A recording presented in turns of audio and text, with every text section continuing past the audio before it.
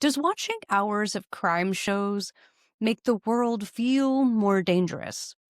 Does scrolling through social media change what you think a normal life looks like?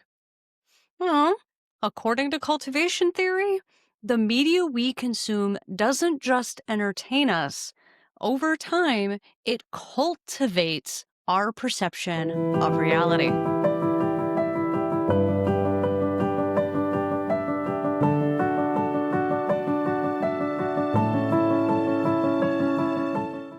Welcome back to Communication Campus. I'm your host, Dr. Melinda Stewart. In this episode, we are exploring cultivation theory, developed by George Gerber and his colleagues. Now, this theory explains how long term exposure to media content, especially television, shapes the way we perceive the world around us. Now, in the 1960s and 70s, these researchers founded the Cultural Indicators Project, a long term study examining how media shapes viewers' conceptions of social reality. Now, unlike early media effects models that looked at short term persuasion, Gerbner wanted to know what happens when people live in media environments for years. Now, Gerbner also argued that television, and later all mass media, creates a shared symbolic environment that cultivates common overviews or worldviews that aligned with dominant cultural values. So, at the heart of cultivation theory is this idea that heavy media consumers are more likely to see the world in ways that reflect the most recurrent and consistent messages in the media. This is one of his best known findings, which is known as mean world syndrome. So, for example, if we watch a lot of crime shows clips or look at the statistics of things happening right now, those people who watched large amounts of television tend to believe the world is far more dangerous than it actually is, overestimating rates of violence and crime and mistrust. So, this doesn't mean that TV causes fear directly, it just cultivates a mindset and a way of seeing the world. Now, Gerbner identified two key possesses that deepen our cultivation. No. Gerbner identified two key processes that deepen our cultivation.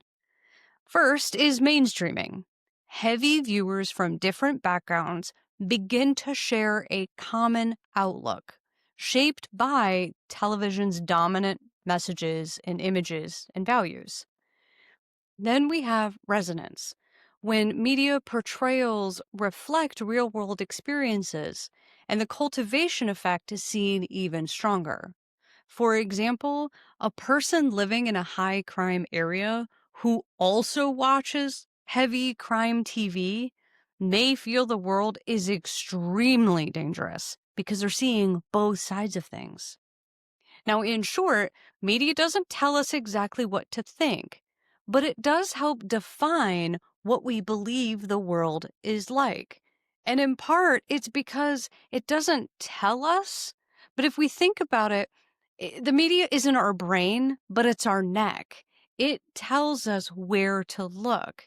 And if where we're looking is always scary and dangerous, we're probably going to think the world is scary and dangerous.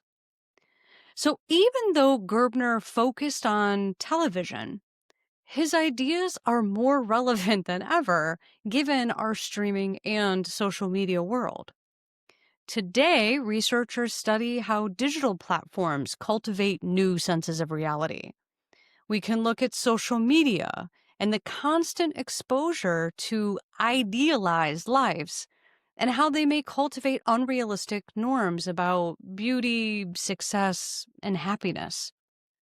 Our news feeds, oi, they're algorithmic, filtering and captivating perceptions of division, fear, and outrage. And streaming culture, Yeah, those binge watching patterns are only reinforcing the worldviews through repetition and emotional immersion. So, whether it's Netflix or TikTok, the same principle applies. Repeated exposure cultivates familiarity and belief. Well, to sum it up, cultivation theory explains how long term media exposure shapes our sense of reality. Heavy viewers often share similar worldviews, even if those views don't match the data about real world. And today, in a digital age, cultivation happens faster, broader, and more personally than ever before. All right, that wraps up today's episode. Thank you so much for joining me of Communication Campus. In our next episode, we're going to look a little bit closer at how media sets agendas for what it is that we are paying attention to. Until next time, keep communicating.